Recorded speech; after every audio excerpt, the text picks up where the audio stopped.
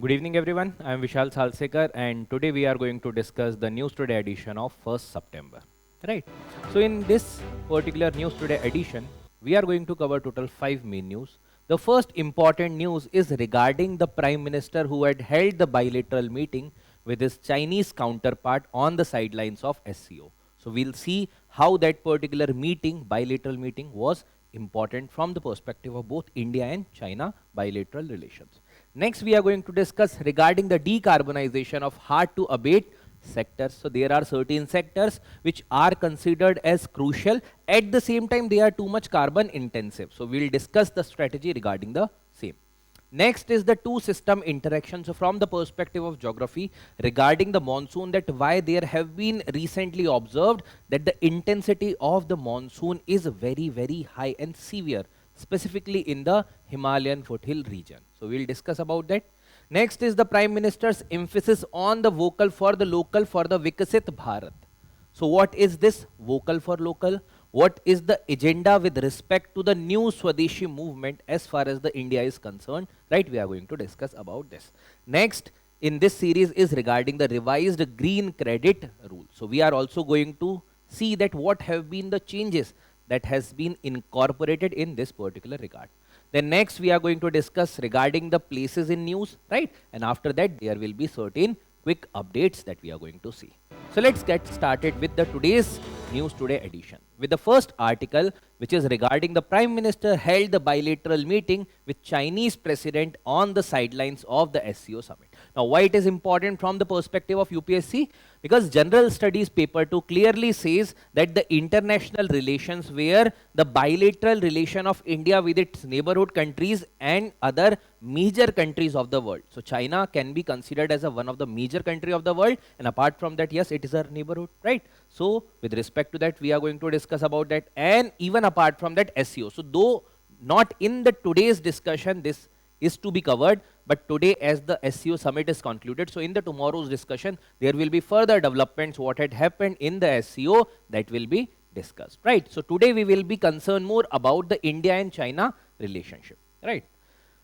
So now when we talk about the India-China relation, one term comes to our mind is the dragon-elephant tango, right? Because this particular year we are celebrating the 75th year of the diplomatic relations that India and China is holding, right? So in that particular context, China is very important. And since we have plenty of issues with China, that's why also the China can be considered as one of the prominent topic from the UPSC's perspective.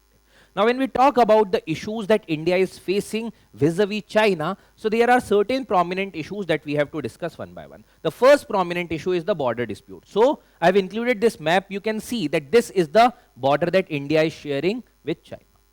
Now, when we talk about this particular region, this is considered as the western sector of the India-China border. When we talk about this kind of yellow line, this is the sector of middle, right, where the Himachal Pradesh and the Uttarakhand is situated. The last sector is the eastern sector, which includes the region of Sikkim and the Arunachal Pradesh. Now, when we talk about the western sector, in the western sector, there have been contention on the Aksai Chin related issue, right? So in this particular sector, there are two conflicting lines that are there. The first conflicting line is the Johnson line, which was proposed in roughly 1860s, which says that this Aksai Chin is part of the Union of India. That means the Johnson line says that the Aksai Chin is part of the Union of India. But on contrary to that, there was McCartney-MacDonald line. This particular line said that the Aksai Chin is part of the Chinese region or the Chinese kingdom. So there were two conflicting lines. Obviously, China is not going to accept the Johnson line because that particular line was not giving the claim to China as China was demanding. So on this particular front, there is the major issue between these two lines, the Johnson line versus the McCartney-MacDonald line, and hence the Aksai Chin is one such issue with vis-a-vis the western border of these particular two countries are concerned. Then the middle sector, when we talk about the middle sector, whether it is the Himachal Pradesh or Uttarakhand, to some extent this particular issue is considered to be resolved because there is no major contention in this region. When we talk about the eastern sector, again there is an issue that emerged after the Shimla Convention of 1914, and in that particular convention there was one line that emerged, was the McMahon line. Now that McMahon line says that the Arunachal Pradesh is part of India. Now China contests that particular line, and hence there is again in the eastern sector there is dispute that is emerging because of the McMahon line, because China does not accept this particular line. So this is regarding the border issue. The next important issue is the economic issue. So with China we do have a large trade deficit. So roughly 120 plus billion dollar is the trade volume, out of which roughly 99 billion dollar India is having the deficit. That means this shows that India is too much dependent on China as far as the bilateral trade is concerned, and from the side of Indian export to China, it is comparatively lesser. So this particular thing has been highlighted by the Prime Minister in this visit, that to reduce the deficit of the trade. Next is the Pakistan factor. So we already know in the context of Operation Sindoor also we have discussed multiple times that the Pakistan is again and again emerging into picture whenever we are talking about the India-China relation. Why? Because see, China also wants to ensure countering India. Now to counter India, they do have one puppet in the form of Pakistan. So whenever they have to counter India and they do not want any direct confrontation with India, they raise Pakistan as their puppet in this particular regard. Also apart from that, you might have seen recently, whether with Afghanistan or whether with Bangladesh, China held the trilateral partnership. Now what is this particular trilateral partnership? Here the China along with Pakistan and some other third country, which may be either Afghanistan or Bangladesh in that particular cases, they held the basic meetings in order to ensure better cooperation in this particular region. But the intention was to ensure the Chinese dominance in the region. Next is regarding the water as the geostrategic weapon. So how China is using water as a geostrategic weapon? So if you are seeing this particular region, from here the Yarlung Zangpo or the Brahmaputra river emerges from the Chinese region or the Tibetan region of China. Now in that case, what happens actually, that China is now planning to prepare a dam on the Yarlung Zangpo. Though China is saying it will be a run of the river project, that means we are not going to stop the water. But this is considered as the largest dam of the world. Now when it will be the largest dam of the world, already we have seen in the case of the Three Gorges Dam of China, there are chances that if that particular dam will be storing the water, and that water in that adverse situation can be utilized against India as a water bomb by China. So that is also one such major issue. And also China do not share much data except the monsoon region with respect to the water flowing in the Yarlung Zangpo or the Brahmaputra river. Last in this is the strategic blockade through the string of pearls. So we have not talked specifically about the Belt and Road Initiative of China. So specifically as a part of one such thing with respect to the Belt and Road Initiative, in the maritime domain, what China is doing, China is trying to counter India by making the strategic ports in the India's neighborhood. Whether it is in the Myanmar region, whether it is in the Maldives, whether it is in the Sri Lanka in the form of Hambantota, whether it is in the Pakistan in the form of Gwadar port. So China is trying to encircle India in the maritime domain. And even in the Belt and Road Initiative, whether it talks about the CPEC, which is the China-Pakistan Economic Corridor, which is passing through the territory which is under the illegal occupation of Pakistan. This is the Indian territory which is under the illegal occupation of Pakistan, and from that particular territory, the China-Pakistan Economic Corridor flows. Now, all these regions makes the dispute between India and China, right? So these are the broader issues that we can talk about India-China relations ke context mein. Now, what has happened recently in this particular visit? So in 2024, you might have already seen, if you have followed the news in that context, that there was a thaw that was done between India and China, because after the issue of the Galwan Valley crisis, that point of time there was a confrontation between India and Chinese forces that was observed. So 2024 May, there was this confrontation was reduced, and to some sense we can say the normalcy was ensured. Now after that, now what these particular two leaders of their respective country, what they want to ensure the peace and stability in the relation. So what they want in general, that see, there are always going to be contention between two countries, and when the countries are of the size of China and India, which are representing roughly 2.8 billion population of the globe, so in that case, the confrontation has to be there, or confrontation will be there in any cases, right? So disputes will be there, but we have to ensure that disputes should not result into the major escalation. So if there are differences, dispute has to be resolved in the stage of the differences through the mutual negotiation, through mutual discussions, right? So they are talking about the developmental partners, like China and India are the development partner, and in general we have to ensure that they should support each other's development. Next is the stable relationship should be there, because that will be helpful for the multipolar world order and the multipolar Asia, right? That's why the two major countries should cooperate through the strong relationship, stable relationship, and also should be based upon the mutual respect. That should be like the one country should not undermining the aspiration of the other country, should not undermining the sovereignty of the other country. Then the mutual interest means obviously China might be having interest somewhere else, India might be having interest somewhere else, so they have to respect their mutual interest, but it should not be only unilateral way, it should be in the bilateral way. Then the mutual sensitivities. If India is recognizing China through the one China policy, it should be obligatory on the China also to recognize one India policy in that particular matter. So that is very, very important thing. Next is regarding the border peace and resolution. We have already seen that there have been some contention. So what they are trying to do, fair, reasonable and the mutually acceptable solution. So since early 2000s, there is a working mechanism that have been established in order to resolve the border disputes.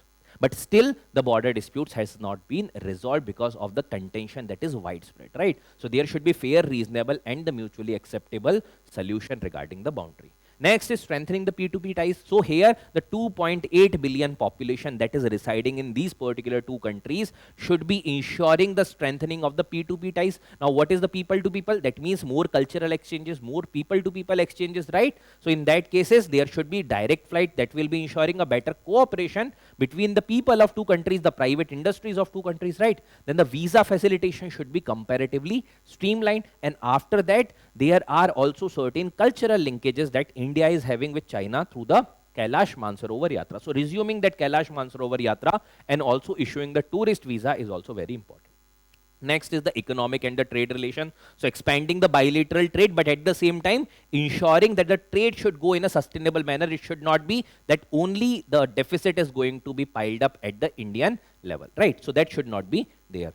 Then what should be the suggestion? So suggestion should be for the mutual support through the multilateral forums like the SCO BRICS, because here the India and China are the major anchor countries. So these forums should be utilized in order to streamline the relation, in order to ensure the betterment of the relation, right? Now how UPSC had asked the previous questions regarding these particular topics, whether it is the SCO. So they had asked regarding the virus of conflict affecting the functioning of SCO. Now this was the SCO summit. So the outcome will be there soon, and then that particular outcome will be discussed in the upcoming discussions that will be there in tomorrow, right? So in that there will be discussion about the SCO and its functioning maybe, right? Next is the critically examining the main aims and objective of SCO. What is the importance, right? So that particular thing you will have to answer. Then China is using the economic relation and the positive trade surplus as a tool to develop the potential military power status in Asia. Because the $99 billion ka deficit is one such thing which shows that China is trying to ensure its economic might and economic relation and the positive trade surplus. So whether you see across India, what all countries are there, they are trying to play China card as and when they think that they want to ensure comparatively better deals with India. So they try to blackmail also India sometimes, right? So these particular things are there in these questions. Next important article is CSEP report, which is highlighting that the substantial financial requirement to decarbonize the hard-to-abate sector. So this particular report is highlighting that if we want to achieve the objective that we had taken upon ourselves by 2030, that we have to reduce the carbon emission. So there are four prominent sectors where we have to ensure comparatively better funding in order to reduce the carbon emission. But the problem with those sectors is that those sectors are very, very important for the economy. But at the same time, those sectors are very, very high carbon intensive sectors and high carbon emission wala sectors, right? So that's why there is a issue that is emerging, right? Now from the perspective of UPSC syllabus, GS paper 3, environmental conservation, Indian economy and infrastructure, energy security, this is a very important topic. Even from GS paper 2, from the government policies and interventions, and also the international agreements, because see, it's not like that only one country will be able to ensure all the things with respect to the reduction of carbon emission, because see, carbon sees no boundary. So in that case, there has to be a cooperation between different countries, whether it is the bordering countries, whether the developed versus developing countries, there should be a better cooperation, transfer of technology and all that has to be ensured, right?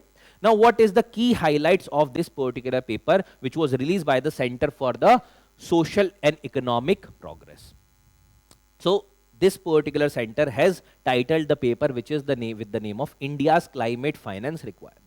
Now, what this particular paper was saying, that there are 4 hard-to-abate sector, which includes the sector like steel, one of the carbon-intensive sector, then the cement, again very much carbon-intensive, the power sector, because right now we are again dependent a lot on the coal-related energy also as far as the electricity is concerned, and the road transport. So from 2022 to 2030, this has been taken as the reference. Now, what are the issues that have been highlighted as per this particular working paper? So they have highlighted 3 prominent issues. One such prominent issue is regarding the rising emission. So when they have checked that there have been the rising emission in specifically different sectors, and in the hard-to-abate sector, which includes the steel, road, cement and the transport related sector, so in that there has been rise of the emission. So from the 2.5% of the global emission that India used to do in 1990 to roughly 8.2% in 2023. That means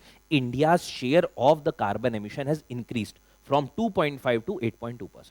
But does that increase the per capita emission? What do we mean by the per capita emission? That means the people like you, me, the individual is emitting this particular carbon. Obviously not we are calculating per individual, but it is the average divided by the average, which will be found out by dividing the population. So in that particular case, the per capita emission is still one of the lowest. So it is lower than the global average. That means, though yes, we have increased the carbon emission, and that is obvious because there has to be certain developmental objective that we have to ensure. But the per capita carbon emission is still very much less as compared to the global average and as compared to a lot of developed countries also. Then next is the economic risk. So in the context of the economic risk, we know that if we allow the carbon emission to that particular level, then obviously it is going to compromise us on, let's say, a lot of the things with respect to the environment, and also to the larger extent even in the GDP.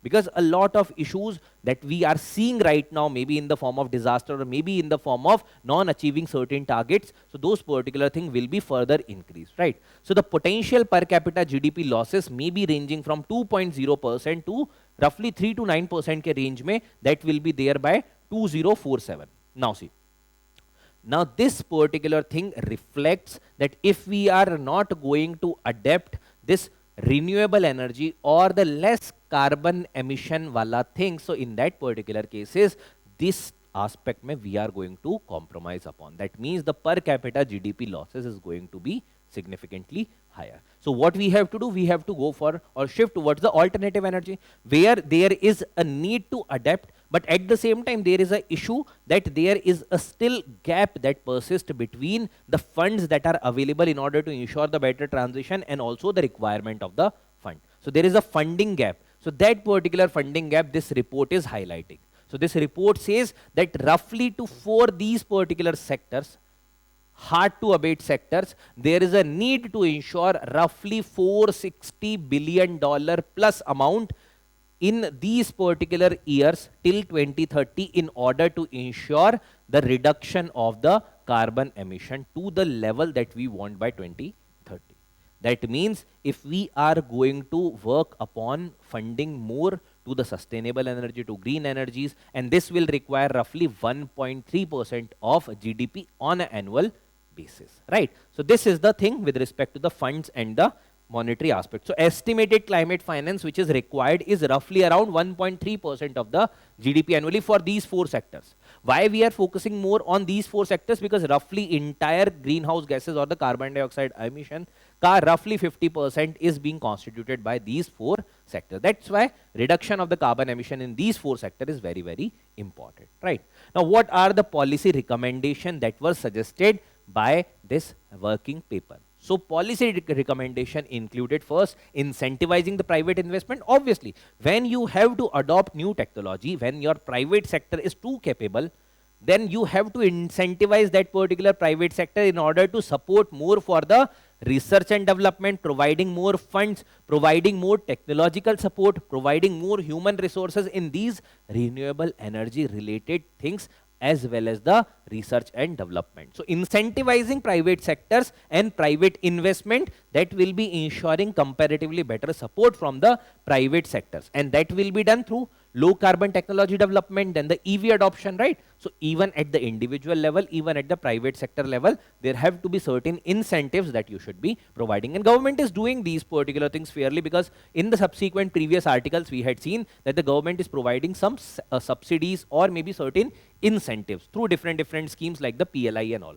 Next is the government's role in the infrastructure. So what is the role of government? Government plays very important role, and specifically in the crucial infrastructure, for example, EV charging. In the last discussion, we had talked about the building of the EV charging infrastructure, because if we have to increase a better mobility of the EV, we have to ensure the better charging infrastructure so that the people can move with EV without having any hesitation that what happens if the particular EV get discharged, right? So there should be quick charging, there should be comparatively better mileage per charging, that should be there. Next is the invest in the R&D for the grid management, that also has to be there. Then the battery storage, last discussion we had talked about the battery storage and how government is functioning upon the same. And next is the hydro pump storage. So whenever we are having excess energy, pump the water up, and then when we are lacking energy, when the demand is high, then throw that particular water down, obviously through the gravity, and that will move the turbine and you will get the electricity.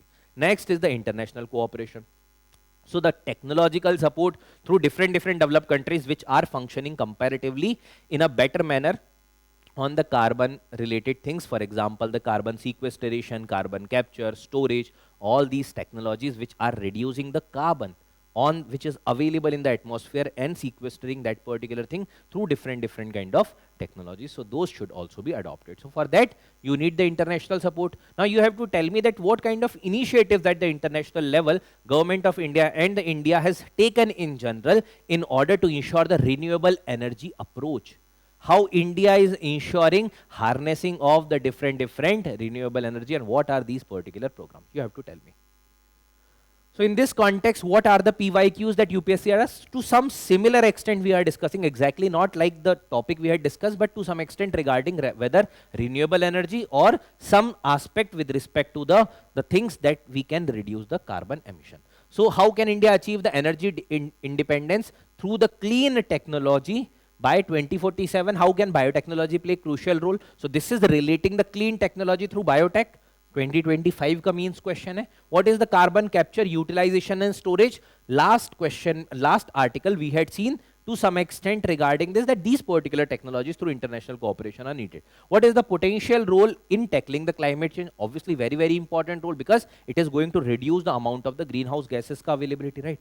Then the review on the India's climate commitment under the Paris Agreement 2015 mention how these have been further strengthened in COP 26 2021. In this direction, how has the first nationally determined contributions intended by India has been updated in 2022. So whatever India had taken in 2015, those things have been updated. For example, emission intensity ko from 35 to 45% India has increased, right? Renewable energy mein shift karna, non-fossil fuel energy shift karna, that was from 40 to 50%, and we have already achieved that thing. So these particular things you can talk about. Next is, do you think that India will meet 50% of its energy needs from the renewable energy by 2030? Obviously, we have discussed about that. You can give a rationale regarding the same, and you can also talk about the issues that are pertaining with respect to further expansion. So here the funding gap ko mitigate karna or bridge karna will be very important thing, right? So these are the PYQ. Next is the topic that we are discussing across our discussions, but here the mechanism will be discussed. So the topic is two system interaction, weather phenomena in the northwest India cause heavy rainfall and the landslide. So this two system interaction, what this particular two system interaction is. So from the geography perspective, this is very important, because monsoon is a predominant phenomena. It is the climate of India is being defined by the monsoon, right? But at the same time, when there have been issues or there are other factors associated with monsoon, so there are sometimes some kind of disasters that also occurs with respect to this. So from the perspective of GS paper 1, the climatology and the weather system is an important aspect, right? So climatology mein we'll discuss about the monsoon. Then impact of the monsoon on the Indian society. There have been issues when the monsoon is too high, when the monsoon is too low. There will be the issues like flood, the issues like drought. So from the disaster management perspective also, this will be very, very important, right? And this thing also causes sometimes the imbalance, because certain regions have the excess of water, certain regions have the deficit of the water, right? Then the disaster management, GS paper 3, climate change and the adaptation, right? Now, what is happening in this particular two system interaction, we'll discuss. But before that, what this particular two system interaction is. Now, what is the context? That the IMD have identified the cause of the confluence of the monsoon trough and the active western disturbance. Now, these two topics, if you have already read regarding the monsoon topic, then so it would be very, very easy to understand. But if you have not read regarding the monsoon, then it would be comparatively difficult in order to get the meaning of these particular two terms. So, I'll give you in a very layman term, in a very brief manner. So, this is the India's geography, right? Generally, how the southwest monsoon takes place. So, there are, let's say, at this particular region, suppose, at this region, suppose, there is, just a moment, yeah. So, suppose, Karo, if at this particular region, your equator lies, obviously not here, to somewhat south, but yes. So, there are southeastern winds that are trade winds that are flowing, and after crossing the equator, under the influence of the Coriolis force, these particular winds turns into the southwest format mein, and then these winds causes the rainfall. Now, why the winds are being attracted? So, there is intensification of the low pressure region in the India, and specifically near this particular region. This region is known as the Gangetic Valley region, right? So, when this is formed at the Gangetic Valley region, now answer me this thing, that from high pressure to low pressure, the things flows, or let's say the air or something like that, or from the low to high, obviously from the high pressure to low pressure. So, if there is a development of the low pressure over here, so winds will flow, the monsoon winds will flow like this, and then eventually there will be, जहां पर ये convergence हो रहा है this particular low pressure का, because from the opposite sides also the winds are converging. Where they are converging, there will be upliftment of the winds, and then that will be causing the convectional rainfall. Now, this is the monsoon trough जहां पर this particular convergence is being observed. Now, what happens sometimes, that sometimes this goes beyond this region or shifts upwards or the northwards, or sometime it shifts towards the southwards also. So, when it is, suppose if it is shifting northwards, now what is here? It is the mountain region. So, when the winds are going to flow over here, and suppose it has shifted to here, that means winds has crossed to this region. Now, here, when there is a large mountain sea is available, so winds will not be having any place to move beyond this. So, they will get uplifted because of the mountains, and that will cause the orographic rainfall. And in that cases, there will be very heavy rainfall because of the not only convection, but there will be orography that is attached. That means wind will move upwards, and that will be cooling down fastly, and then eventually they will cause the rainfall. That means यहाँ पर ज़्यादा rainfall होगा when it is moving upwards. And what will happen here? So, since the convergence is not happening in this particular region roughly, which was previously happening, so in that cases, what is going to happen? There will be comparatively lesser rainfall. So, when the monsoon trough is shifting northwards, comparatively lesser rainfall will be observed in the central part or the southern part of the country, or we can say the peninsular part of the country. But suppose if it is shifting to some southern part, so suppose yahan tha, and now the convergence is being observed here. So, in that case, convection will happen here, the convergence will happen here, and the convection. So, this region is going to have comparatively better rainfall. Now, do not get confused, just I am trying to explain you with the simplest aspect regarding the monsoon framework. Now, this is the trough. So, when it is shifting northwards, it is causing comparatively lesser rainfall in the peninsular region, but more rainfall in the Himalayan region or the Himalayan foothill. When it is shifting southwards, that means it is causing the active monsoon phase on the India. This is regarding the monsoon trough. Now, when we talk about specifically the western disturbance, so western disturbance generally develop in the Mediterranean region, and then with the help of jet streams, this is flowing from the western region to the eastern region. So, if you talk about, so suppose here somewhere it is the Mediterranean region, then from the region of, let's say here, the Iran, then Afghanistan, then Pakistan, and then India. So from here, these disturbances are coming, and these disturbances are nothing but the extra tropical cyclone, or we can say to some extent the temperate cyclones. So they are the cyclonic condition, but generally they develop during the winter time period. They develop during the winter time period generally. But now what IMD is saying, that there have been this particular trough development and also the western disturbances ka active phase, which was supposed to be developed in the winter time period, and right now it is getting developed in this time period. So when they are converging, they are causing the heavy rainfall in this Himalayan foothill region, and that's why we are seeing these particular intervals may heavy rainfall in the Himalayan region. And that's why there have been, whether it is Dharali incident or whether it is recently in the Manali, there have been the cloudburst phenomena. All these phenomena may, the convergence of these two have played a very important role. Clear hua? Now why this gets further intensified? Because whenever it is coming from different region, it is picking up the moisture also, and right now also when it is coming, so it is also picking certain amount of moisture even from the Arabian Sea and sometimes even from the Bay of Bengal. And when it is picking up the moisture from these regions, there have been further intensification of the rainfall that is already happening, right?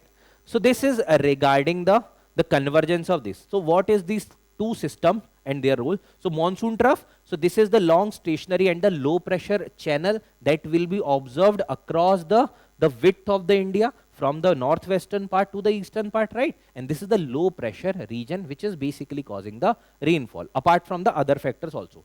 So impact kya? Northward shift, there is a break in monsoon condition, that means more rainfall observed in the Himalayan foothill. What kind of rainfall? Convectional plus orographic. When it is shifting southwards, comparatively active monsoon conditions on the peninsular India. Now western disturbances, I have already discussed the low pressure system that travels from in the North India during the time period of the winter, right? And this is moving with the help of the jet stream from the west to east, so from the Mediterranean towards the India. Now what is going on because of the convergence? So there is highly unstable weather condition, because when these two systems are meeting, that means monsoon se rainfall ho raha hai, apart from that western disturbance is also active, that means a large amount of rainfall that is happening. The western disturbances are also the cyclonic circulations which are also picking up the moisture even from the Arabian Sea and even from the Bay of Bengal. So this is what the two system related aspect that have been highlighted by IMD, right? Now what are the PYQs? With respect to monsoon, already UPSC had asked multiple times what characteristics can be assigned to Indian monsoon climate that succeeds in feeding more than 50% of the population. How far do you agree that the behavior of Indian monsoon has been changing? Now we are doing a lot of changes. There have been developments that are being done, right? Deforestation that is being done. We are humanizing the landscape, and then eventually there have been destruction. Last particular news today that I discussed regarding this particular Char Dham project, where we are doing the construction of the national highways and even developing certain bypasses, but then eventually whatever we had seen, that has led to the destruction of even the 4-lane, 2-lane, and even the single road is not available in connecting certain regions. So this is the kind of revenge that the ecosystem or the environment takes against the development, right? Then the flooding related questions already there from the disaster management perspective. So huge flooding in the million city in India, including the smart ones like Hyderabad and Pune. Suggest the remedial measures. In what way can the flood converted into sustainable source of irrigation and all weather inland navigation in India? So that you can talk about a different perspective to think about. Major cities of India are becoming vulnerable to the flood conditions discussed. So these are the things which from the perspective of the floods. Now iske alawa there are issues like cloudburst that we have already seen, GLOF, the glacial lake outburst floods, right? So these particular things are there that you can talk about. Next is the PM's emphasis on the vocal for local as the path to Viksit Bharat. Now when we talk about the UPSC syllabus GS1 mein, we already know that there was a prominent movement that was initiated during the time period of 1905, which was the Swadeshi movement. Even at the time period of the non-cooperation movement or the civil disobedience movement, one such nara which was prominent is the Swadeshi related things. Swadeshi apnao, Desh bachao kind of things, right? Then the Indian culture, the diversity of India, Indian society, it is important. From the GS paper 2, the government's policies and intervention for the development, welfare scheme and their implementation. GS 3 के perspective से, from the perspective of the economy, inclusive growth, it is important, and also industrial growth, MSME infrastructure. So see, this is not one such scheme. It is an entire gamut of scheme where you will see a lot of different sectors, जहाँ पर you will see the traces of Atmanirbhar Bharat. Whether it is the textile, whether it is the defense, whether it is the semiconductor, whether it is renewable energy, in every domain, even including the food, supplies, right? So there you can see the vocal for local or the Atmanirbhar Bharat, right? Now, why there is a need for vocal for local or Atmanirbhar Bharat? Before that, a brief discussion regarding vocal for local. What is vocal for local? Right now, the world is not like completely deglobalized world, or we cannot even say world is completely globalized world. So world is right now in somewhere middle, right? Now what is happening actually, that there have been certain curtailments from the side of countries. So countries are erecting certain borders around them. For example, previously there used to be the free flow of goods from at least from the developed countries, but now they are also talking about these things like the America first, or like prioritize their own country, or get the respect for their own country. You might have seen all these kind of statements, right? So when these particular things are there, the issues are bound to be there with respect to the supply chain. Okay? Whether it is China, when the virus erupts from the China region, at that point of time there was complete isolation of different countries, right? So they were not allowing people to come to their own country. Even there was isolation between different states, right? So in those cases, what actually happens, that the supply chain gets disrupted. Now suppose if we are too much dependent on any specific country for our major requirement, in that case, suppose if the countries erect the tariff barrier, like recently the United States is doing, in that case, they can arm twist any other country's policy. That's why the vocal for local, in order to cherish our own culture, in order to cherish our own companies, in order to cherish our own heritage with respect to different products or different sets of things, is very important. We are not saying over here that we should be going for the isolation, or we should not be adopting anything from foreign. We will be doing the cooperation. We will be providing the technology to other countries which are comparatively lesser developed than ours. But at the same time, we should not be remain vulnerable in such a way that the other country can arm twist us. That will be impeding upon India's sovereignty and the territorial integrity. That's why we have to ensure the vocal for local, so that our MSME, because right now we have the large chunk of population, we have large chunk of industries. So for those industries also, this vocal for local, that means utilizing our own products to the extent that we can utilize, providing India's market for the Indian companies for the majority of the things. That's why we are talking about the vocal for local. Atmanirbhar Bharat, again building upon the same, there has to be all the critical technologies for which India is having the robust supply chain, and the majority of the production should be done within India itself, so that India can become hub for basically transferring the technologies, transferring different products, whether defense, whether security, or whether any other product, right? So for those things, the Atmanirbhar Bharat, that project that government has started from 2020 onwards in the wake of COVID. Now, why there is a need? So first is the economic imperative. I don't think so there is need to explain anything right now.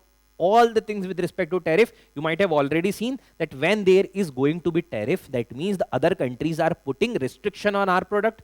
If we are vocal for local, that means we are utilizing our own product. That means India mein hi Indian industries ke liye this much big market is available.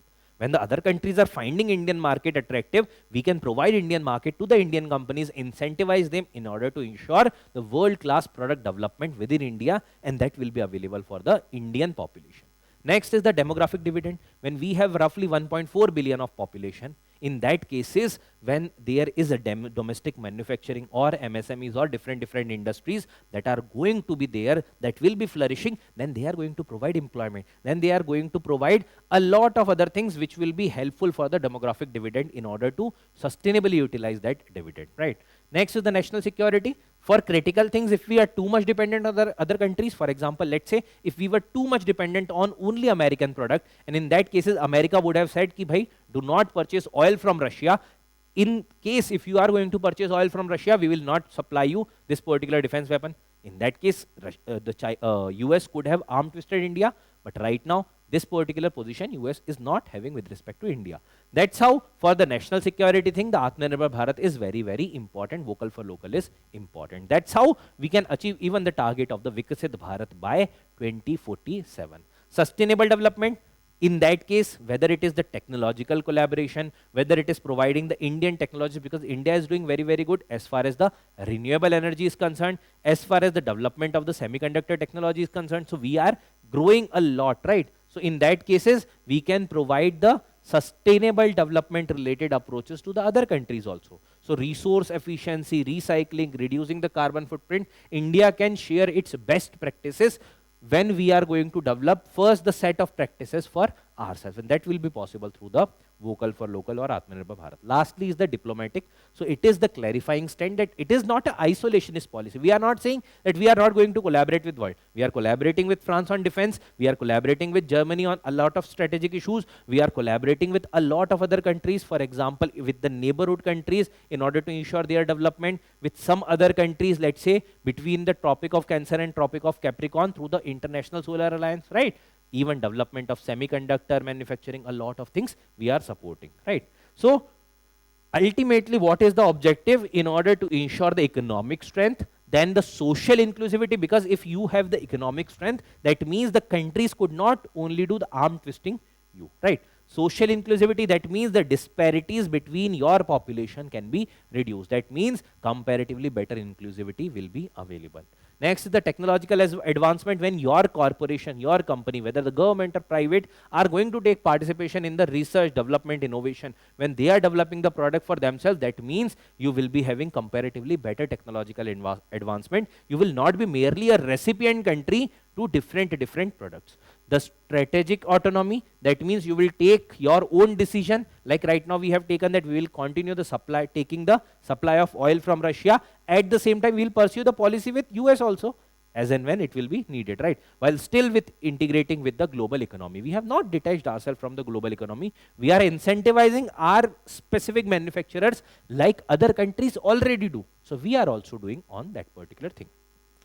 Now, what measures India had taken? So whatever we had discussed, for that government of India has taken the measures. For example, policy and structural reform like Atmanirbhar Bharat Abhiyan in 2020, by providing the support from the GDP's percentage, roughly 10% of the GDP was provided as the support in these different initiatives in Atmanirbhar Bharat. Then the production linked incentive, whether semiconductor, whether renewable energy, whether a lot of research and development, we are providing across different sectors. Simplification of labor laws means now the labor related, whether employment, whether removal, all these process will be comparatively easy. Next is the infrastructure and the industrial development. So infrastructure and industrial development is also a key sector in order to ensure the strength of the country, in order to ensure the development of the country. So Pradhan Mantri Gati Shakti Master Plan, in order to ensure the multimodal connectivity, whether road, railways, airways, anything, this is going to be providing the boost for that and also the fast pace to that. Then the national infrastructure pipeline, in order to provide the funding for the infrastructure projects. Then the digital self-reliance. India has the plenty of the things as far as the digital public infrastructure DPI is concerned, and India is providing support to different countries. One of the recent example is in the form of Namibia, and UPSC had also asked the question with respect to this, that which of the following country does use the India's UPI network. So India is supporting. UPSC had also asked the question with respect to the digital collaboration between India and Africa. So digital self-reliance will be the way for supporting other countries which are comparatively lesser developed. Then the Semicon India and the India Semiconductor Mission, in order to ensure the better development of the solar panel, wind panel, the battery storage, all these things will be possible through this.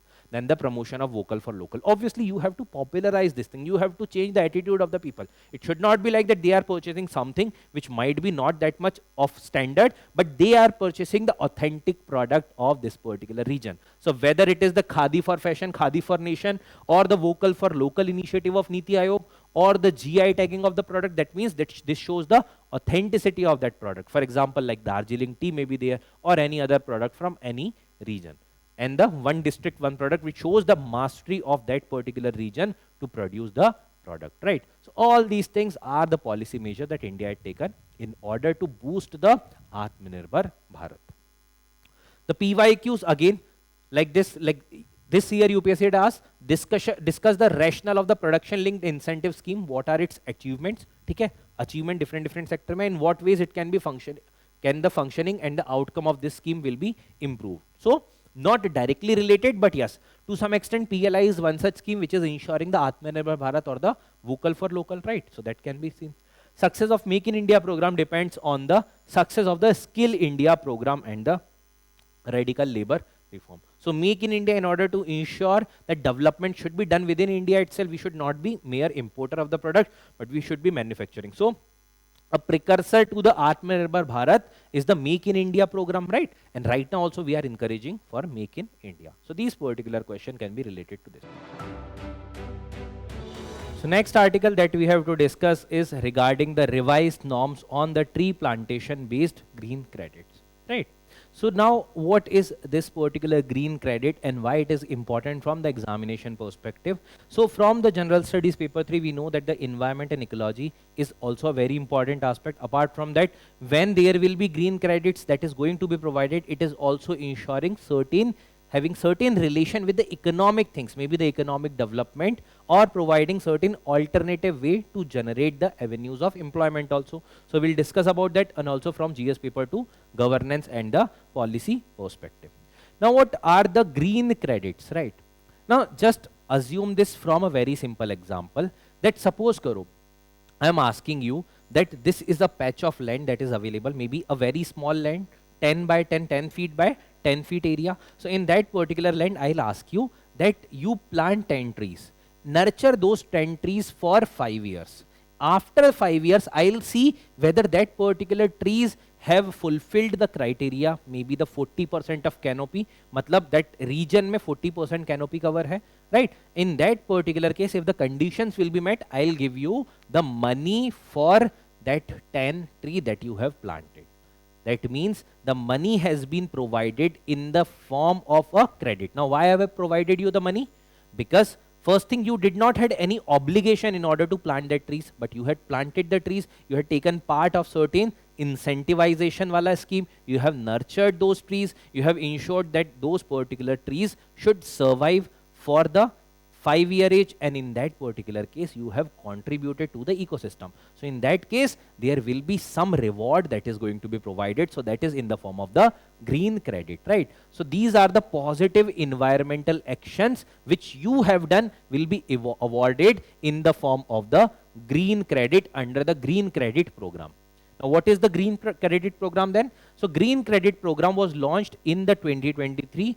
There were few things that we have to concerned about this particular program. It is an innovative market-based mechanism.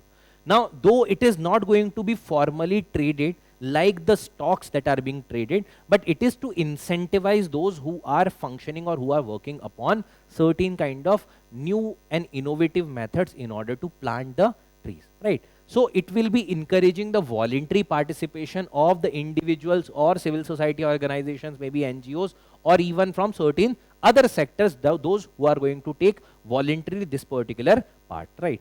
Now, the concerned ministry will be the Ministry of Environment, Forest and Climate Change, and under which particular act this green credit program was initiated? Under the Environmental Protection Act of 1986. Now, there are three prominent things that are part of this program. First is the land bank creation. Now, who will identify that this particular land is suitable where you will be planting the trees, and in that cases, obviously you are going to get incentivized if you fulfill the condition.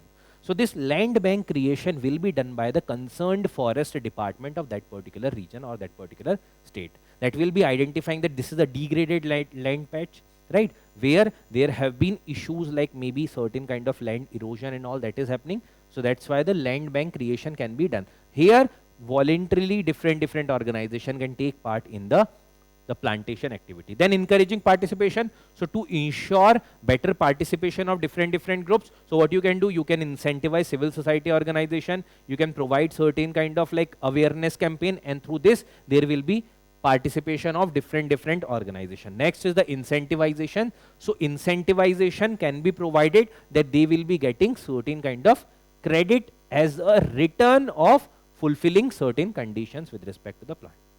Now what are the revised norm in this particular regard. So revised norm mein first norm is the claim of green credit. How you are going to get the green credit? Suppose karo on a specific patch of land which was identified by the forest department, you have done the plantation activity. How you are going to get the green credit? So the green credit now as per the revised norm is going to be provided after 5 years of the restoration. Means today in 2025 if you are planting, you will get the green credit in 2030.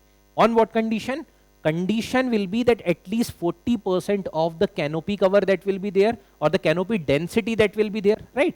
So suppose karo, if there is a region where you have planted those particular plants and that became the trees, right, eventually, so that canopy cover density should be minimum 40%. That is the criteria, and that will be only available after the 5 years. So 5 saal is the minimum requirement. Previously what used to happen, that on a hectare of the land, if you have planted 1100 trees, once the task is completed, you are going to get the green credit. Now the issue was that suppose karo out of this 1100, no plant survived. In that cases, the credit got wasted, right? Because once you got the money, maybe a chance that you might not have provided a lot of focus on those particular plants. But here for the 5-year time period, at least you are going to provide the time to that particular plants. You will provide nurturing, care, right? And in that case, there will be comparatively better out product. So it is comparatively more outcome based thing, right? 1 green credit for 1 new tree, which is 5-year-old. So this is the first condition. Second, credits are non-tradable, non-transferable. Means they are not like the conventional trading tool, for example, any company stock, but they can be once transferred or exchanged. Sirf only once they can be exchanged. For example, now you got the green credit, now what you will do with the green credit? So that is a way to incentivize you. Now what you can do, if you are an individual who have planted the tree, now you can sell that particular thing or exchange that only once. That can be exchanged only once. So how that will be exchanged? So suppose karo, there is a corporation who is doing developmental activity, they have deforested this much land. Now they have the obligation for the afforestation. We have discussed about the CAMPA, right? Under which they will be doing the task with respect to afforestation. Now what they can do, alternatively, they can purchase the green credit. Now in purchasing green credit, they will be providing you the money.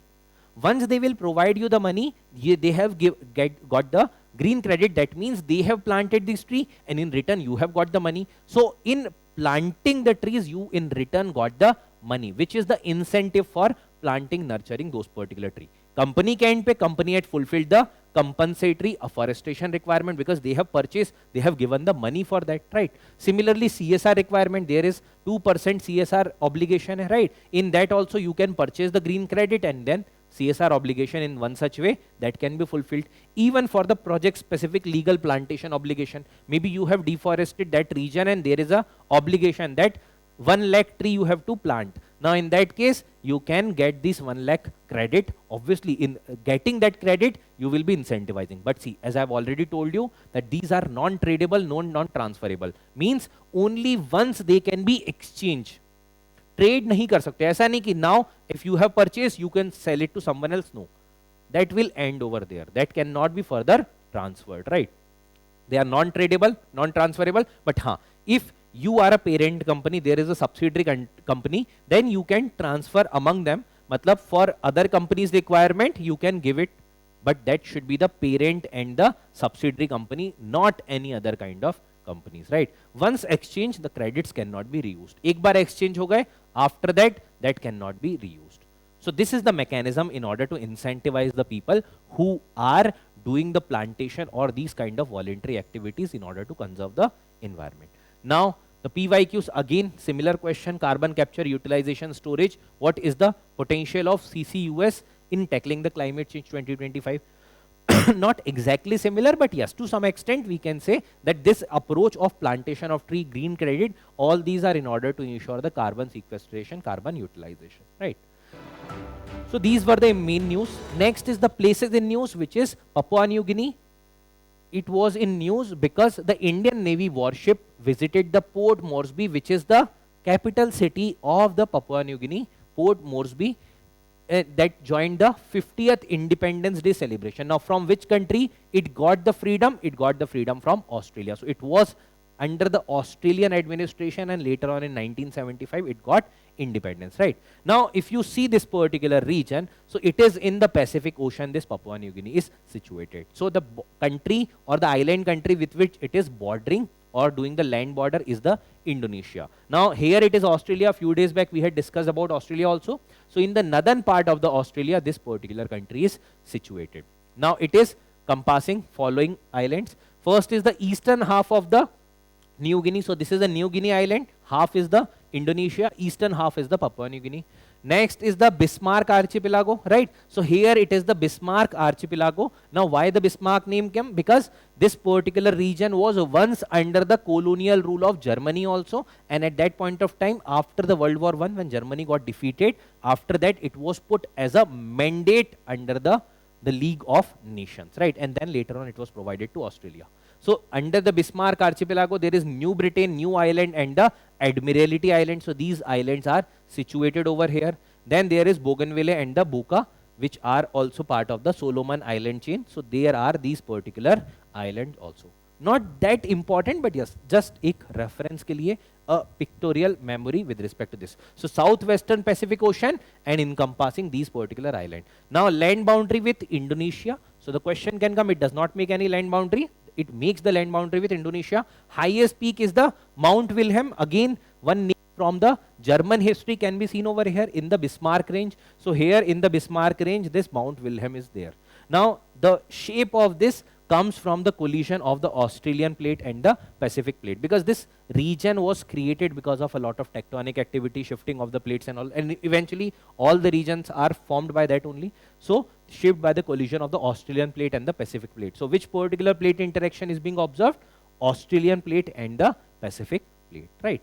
So this is it regarding the places in news, Papua New Guinea. Next we have to discuss is regarding the quick update. So let's see it quickly.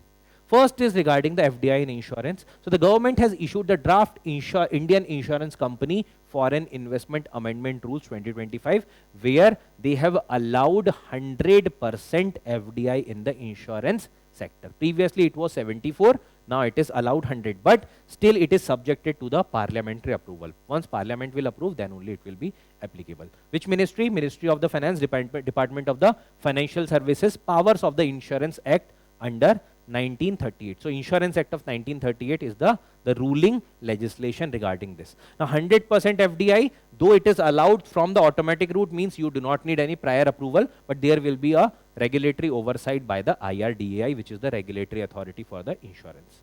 Next is regarding the multi-lane free flow. So you might have seen already the highways, the national highway and the state highway, there is one such barrier that is being there on the toll naka, right? And that particular barrier is preventing you to move beyond that particular toll and pay that toll. Now previously it was the manual one.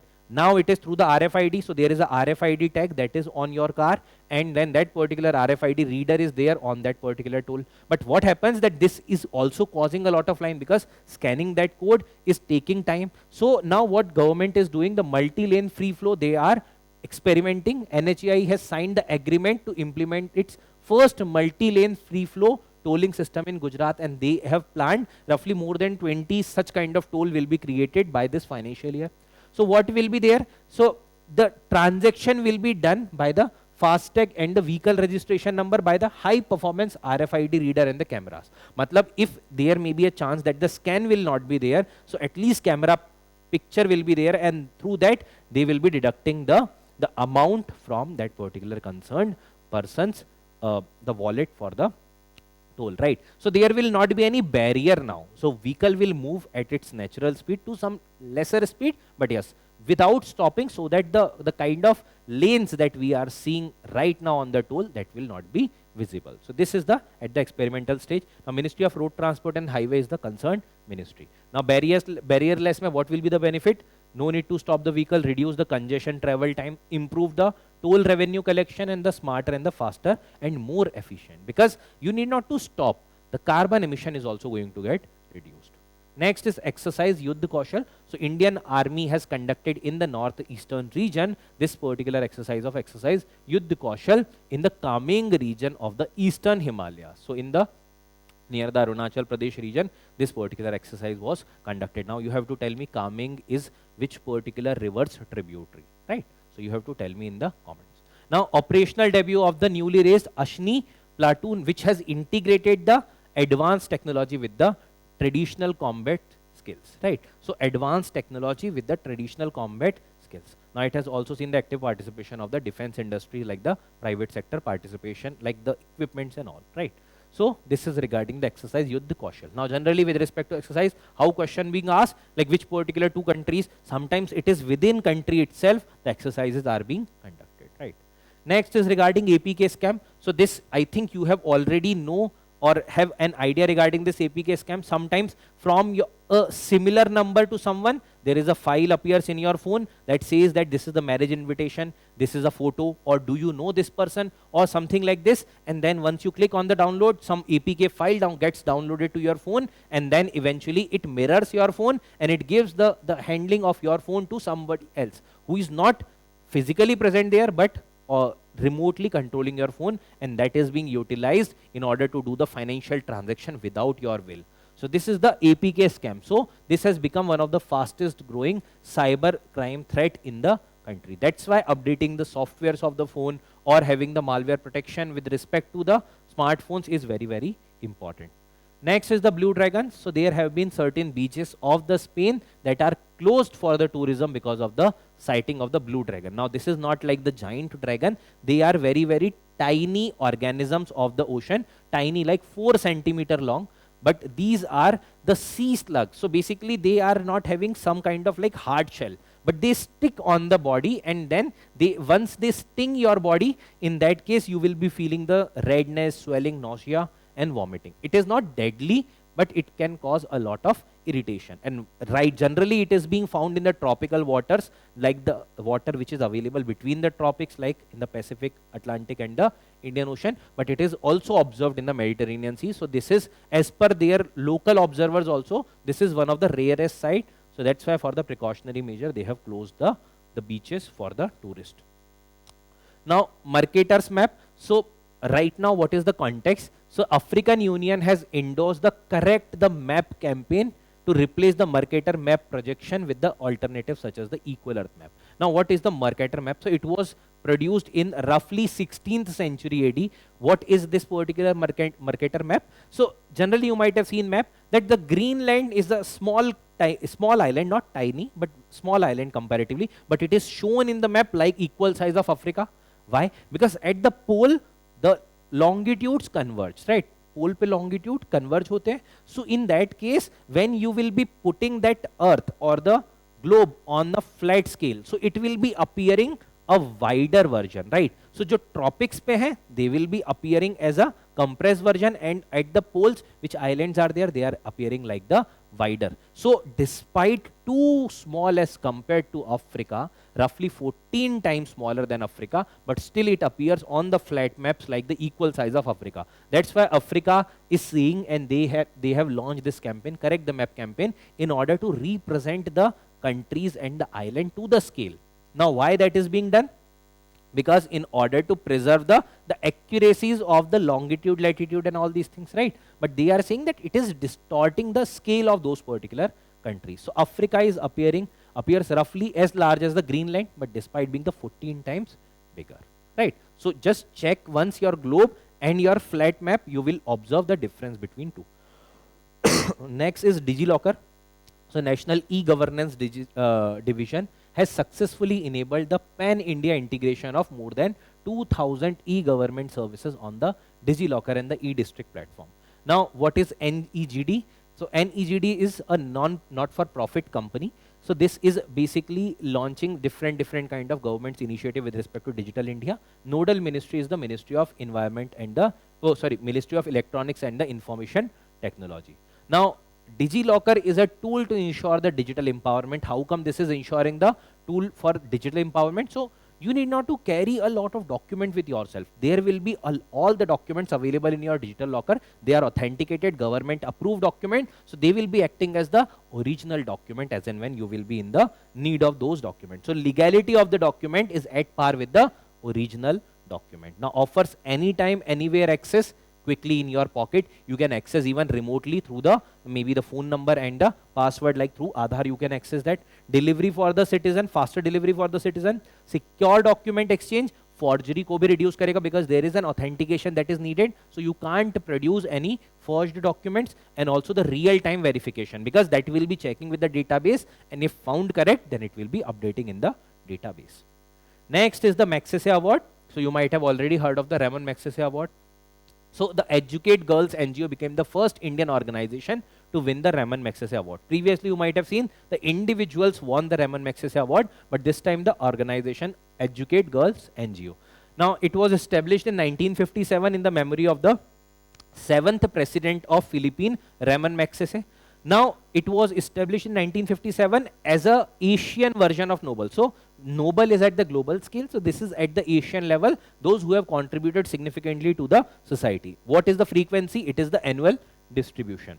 Now it is recognizing and honoring the individual or organization. Question may be asked, it is only recognizing individual? No, it is also recognizing the organizations who have in the Asia who has achieved distinction and have helped the others generously without aiming for public recognition. ऐसा नहीं हो कि like that person have done a lot of pomp and show in order to generate that particular thing, but also got the recognition because of his or her work, or maybe the NGOs or any other organization, right? So it is recognizing and honoring those people who have contributed for the society significantly. Next is regarding the advance authorization scheme. So what Union government has done, they have extended the export obligation period for the products under the advance authorization scheme to provide the relief to the textile exporter.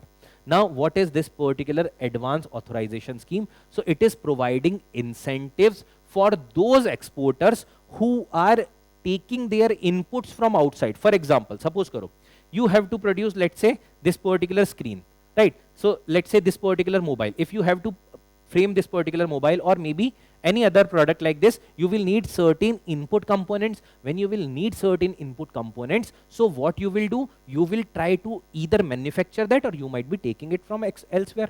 So if you are taking it from elsewhere, there may be sometimes duty that is imposed on certain imported products also. So if you are making that particular mobile phone for export, I am giving you just the example, right? So if you are making that particular mobile phone for export, in that case, the import is duty free as per this particular export incentive program, right? So duty free import of the input which is physically incorporated in the exported products, right?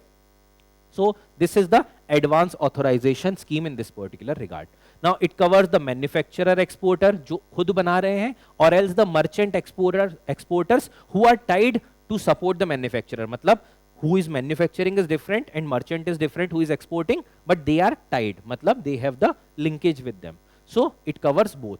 Now the quantity of input allowed for the given product is based upon the norms which is mentioned.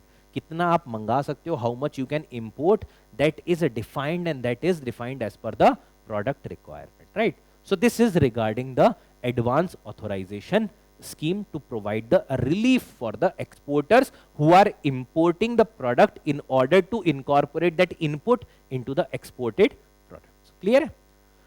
So this is it regarding the News Today edition of the 1st September. So I hope by this time you are already seeing the question on your screen. So try to attempt those questions and also go to the Digital Current Affairs portal in order to access the document, in order to solve further questions, right? And I hope the things are clear to you. Thank you, everyone.